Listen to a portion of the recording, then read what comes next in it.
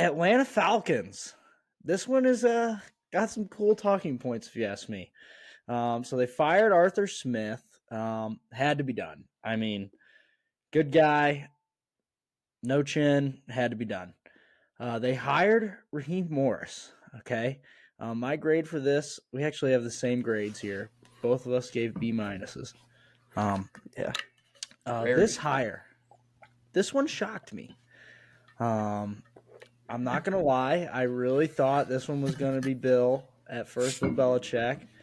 They had a bunch of interviews with him, it seemed. They wined and dined him, but I guess it just didn't work out. But I really think this team is a quarterback and a head coach away, which is a lot when you actually think about it. You know, we just talked about how quarterback is the main piece anyway. But they could have gotten both of those knocked out right away with a Bill hiring and then a free agent signing or trading for, Justin Fields or whatever.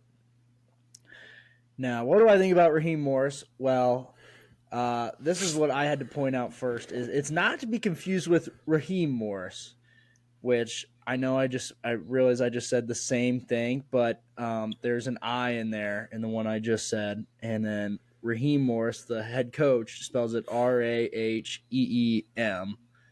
But the former player of just a few years ago played for like the Broncos and stuff. And I think he also may have played for the Falcons. Raheem Morris, which I initially a few months ago thought that's who was actually hired, was the former player that like just got done playing. But no, this is the same Raheem Morris that coached the Buccaneers when we were kids, Luke. And well, it wasn't pretty when he coached the Buccaneers. They had a losing record. So technically not a first-time head coach. But since then, Morris has been a part of some really good teams. With the Falcons actually for a while, and Dan Quinn when they went to the Super Bowl. And obviously he has been with McVay, and he's actually going to be like one of the first few, it seems like, McVay descendants that from the defensive side of the ball, not like an offensive guy, not like an OC or like a quarterback's coach or something like that, or some kind of analyst. He's a defensive guy from the McVay tree. And I'm interested to see how that side of the McVay tree holds up. And that is really the only reason I have any sort of faith in this hire, because, like I said, he doesn't have some flashy resume before this. But I think he's going to take an already good defense and make it better. And then he just has to find the quarterback, which is still a tall task.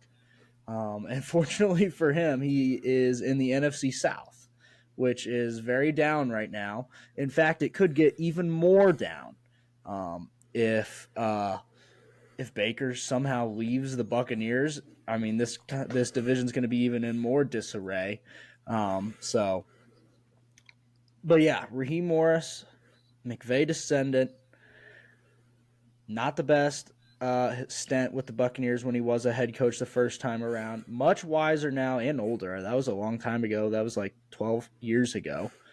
I don't even remember it. I think I put him down as a first-time head coach. So it was like when we were young. It was definitely when we were young. But yeah, it has a chance, because the reason why this has a chance, Luke, is because there's a lot of pieces to this puzzle already in play. There's a lot of toys on offense that just haven't really been played with yet. And they're kind of just waiting for that. And now he has a defensive mind, yeah. But like I said, you literally have to find just the main puzzle piece, and it could unlock this whole puzzle. And Raheem Morris could benefit off of this tremendously. What if he just goes and gets that one expensive toy, aka like Kirk Cousins, and now Raheem Morris is looked at as like a brilliant coach, because he's probably going to have the defense playing good because they played good last year. They didn't lose a bunch of key pieces. And it wouldn't shock me if they draft defensive heavy in the draft too, just because it's a defensive-minded head coach and it's his first year. He's going to want to do stuff like that. He could be set up for success really fast. But if they don't fix the quarterback situation, I don't think it's going to be that much different than, an Arthur Smith coach team. Yeah. Well, I think it kind of will. So obviously I have a B minus as well. You mentioned that, but I mean Arthur Smith, he did this to himself. He shot himself in the dick multiple times throughout his tenure. He just it constantly misused. At least people thought he misused. He was the head coach, so I mean he saw things that we didn't. But I mean it was pretty apparent that this team was not reaching its potential. You know, they've had many first round draft picks here that just kind of don't do anything. And you know they're talented because we saw them in college and saw them at the combine and pro days and stuff, and we know that they're talented. So it's just kind of a lot of questions of why aren't they developing? Why aren't they getting involved? And I do think that they will solve this QB issue. I think right now, I mean, like any organization on here, they're in a period of change. It's the head coaching. Um, they're switching head coaches, and I think that Arthur Blank, he's not afraid to spend money, and I think that he's going to go out and make sure they get a quarterback, whether it is Kirk Cousins. I know there's been reports of him, buying houses in Atlanta, which would be interesting. I kind of just thought he would return to the Vikings, but he's going to have a big market now. I don't know where he's at on his Achilles recovery, if he'll be like ready to go at the beginning of the year or not. That could be something to look forward, if this does happen. But he's out there. Russell Wilson's out there. That's not as exciting as it was a couple of years ago, but Baker could potentially be out there. Justin Fields is somebody who could be a young quarterback and kind of develop with this offense. Or you could go get someone in the draft if you really feel like it. There's tons of options out there for this team.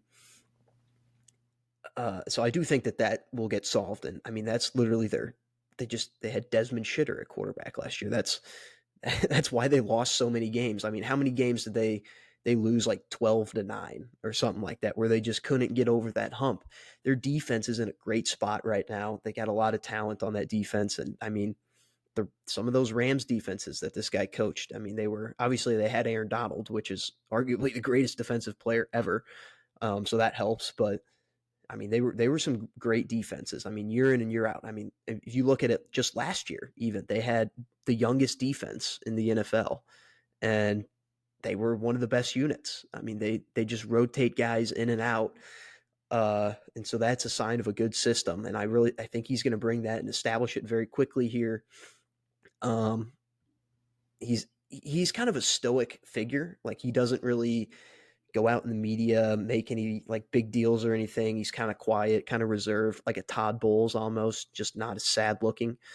But I've come to like Todd Bowles. Like this year, I've really changed my opinion on him. At the beginning of the year, I was like, oh, he should be fired. And now I'm like, no, I kind of, I like him. He's got a good fit down there in Tampa. And I really think this has a chance to be it. This is, if you look at the 8 teams on this list that got new head coaches, this is arguably the second best job, I think, behind the Chargers. You can maybe say the Seahawks, but I don't know. I mean, they're just a good organization to be in. So this is, arguably the second best job. They do have that curse kind of surrounding them, just the Falcons curse, the Atlanta curse. But I think good times. If I was a Falcons fan, I would be excited for the future, to say the least. Obviously, goal number 1, you got to get the quarterback thing solved. But then after that, you just cook. I mean, they were right on the doorstep last year of the NFC South, just a couple games back. And, you get that QB issue solved and you sharpen up some of the little things to help you win some games. And, I could easily see this team going like 11-6 next year and winning the NFC South, getting a home playoff game. So, Yeah. I think this tenure will be multiple years, upwards of 5 at the least. I'm thinking I think it'll be a positive tenure for Atlanta football, to say the least. I think, one thing that's interesting is we talk about the quarterback piece here. I think like it maybe this is a bold take, but I feel like they are like literally that's the one thing that they're missing. Like they would what I'm trying to say here is like they almost would have a championship window if they find a quarterback. Like that's how good offensive players that they have. Their line's paper, a little shaky, but yeah, but offensive skill players and their defense has been good. Like if you find a quarterback, there's all of a sudden not only a playoff window, a championship window if you find a quarterback. Like that's how possibly good of a situation this is, kind of like you just said, a top two opening. So that's what I was trying to say earlier. Like if he can figure out the quarterback thing, he could make himself some serious money because they might Mm-hmm. find themselves into some really quick success. So Yeah, definitely. Um, yeah, I like this. I'm actually kind of talking myself into upping this to a B a little bit here. I think it's a safe hire. It was a little bit unexpected, but I think it'll be positive.